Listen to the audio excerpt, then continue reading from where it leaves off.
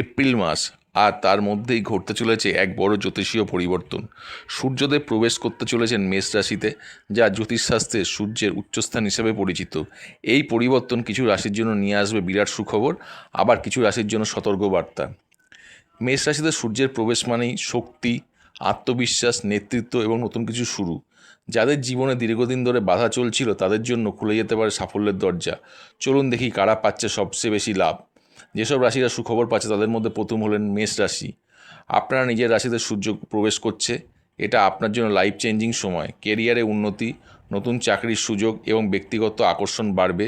লোকজন আপনাদের দিকে আকৃষ্ট হবে এবং আপনার নেতৃত্বের ক্ষমতা বাড়বে। সিংহ রাশি, সূর্য আপনার অধিপতি গ্রহ, তাই এই পরিবর্তন আপনার জন্য অত্যন্ত শুভ।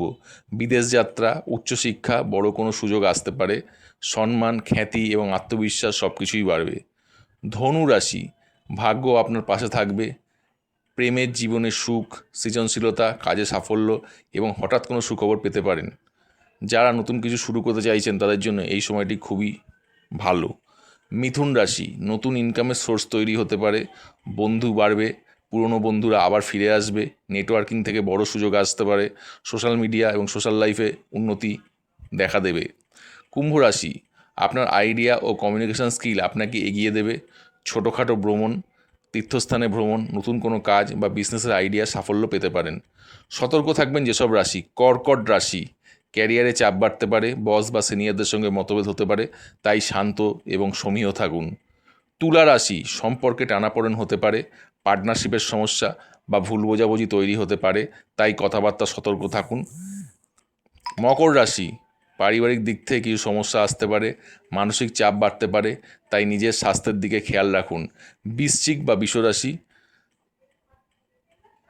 হঠাৎ গোপন খরচ, গোপন সমস্যা বা স্ট্রেস বাড়তে পারে। কোনো বড় সিদ্ধান্ত নেওয়ার আগে ভাবে ভেবে চিনতে তারপরেই সেই সিদ্ধান্ত নেওয়া উচিত।